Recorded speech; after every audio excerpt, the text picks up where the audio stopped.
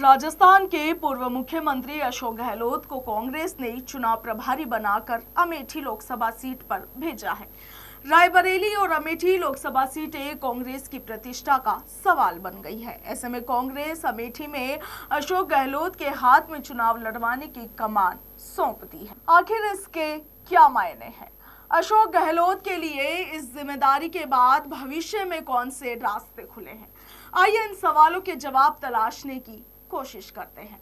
साल 2017 के अगस्त महीने में देश में राज्यसभा के चुनाव हो रहे थे। गुजरात में भाजपा की तरफ से अमित शाह और स्मृति ईरानी मैदान में थे, तो वहीं कांग्रेस से पार्टी के वरिष्ठ नेता अहमद पटेल चुनाव लड़ रहे। 2017 राज्यसभा के चुनाव में यह तय था कि अहमद पटेल आसानी से चुनाव जीत जाएंगे, मगर चुनाव से एन पहले कांग्रेस के 6 विधायकों ने पार्टी से बगावत कर अपना इस्तीफा दे दिया और भाजपा ने एक और प्रत्याशी भरत सिंह राजपूत को चुनावी मैदान में उतार दिया। कांग्रेस के लिए ये चुनाव नाक का सवाल बन गया था, क्योंकि पार्टी के कद्दावर नेता मैदान में थे। भाजपा पर चुनाव को प्रभावित करने के आरोप लगे। चुनाव हुआ, मगर कांग्रेस के 12 और विधायकों ने क्रॉस वोटिंग कर दी। पटेल को 43 वोट मिले और जीत के लिए 44 वोट चाहिए थे। और इसी दौरान कांग्रेस ने आरोप लगाया कि उनकी पार्टी के 2 विधायकों ने क्रॉस वोटिंग तो की ही, साथ ही उन्होंने बैलेट पेपर वहां बैठे बीजेपी के चुनाव एजेंट अमित शाह को दिखा दिया। कांग्रेस का आरोप था कि यह गुप्त मतदान का उल्लंघन है। उस वक्त अशोक गहलोत गुजरात कांग्रेस के प्रभारी थे। आनन फानन में वो गांधीनगर से हेलीकॉप्टर के जरिए दिल्ली पहुंचे और इलेक्शन कमीशन में इस मामले की शिकायत करते हुए दोनों वोटों को कैंसिल करने की मांग की। पूरा देश इस चुनाव पर निगाहें टिकाए बैठा था। भाजपा के बड़े नेता भी अशोक गहलोत की शिकायत के बाद चुनाव आयोग पहुंचे। अशोक गहलोत तो सियासी गलियारों में पॉलिटिकल ड्रामा जारी था। आखिर रात के 2 बजे परिणाम आया। चुनाव आयोग ने भाजपा एजेंट को बैलेट पेपर दिखाने वाले दोनों विधायकों के वोट रद्द कर दिए। ऐसे में जीत के लिए जरूरी वोटों की तादाद 43 हो गई और अहमद पटेल चुनाव जीत गए। 2017 में राज्यसभा चुनाव में अहमद पटेल की जीत का सेहरा अशोक गहलोत के सिर पर सजा। 2018 में राजस्थान में विधानसभा चुनाव हुए।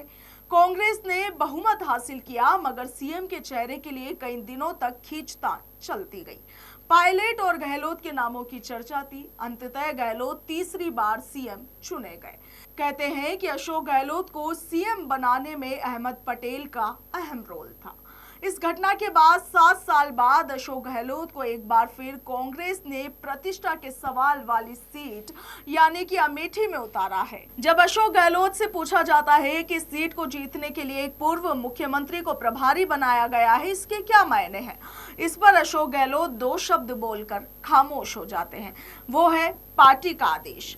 फिर कहते हैं, मैं पार्टी का अनुशासित सिपाही हूं। मेरे 50 साल के सियासी जीवन में मैंने वही किया जो पार्टी ने मुझे करने को कहा।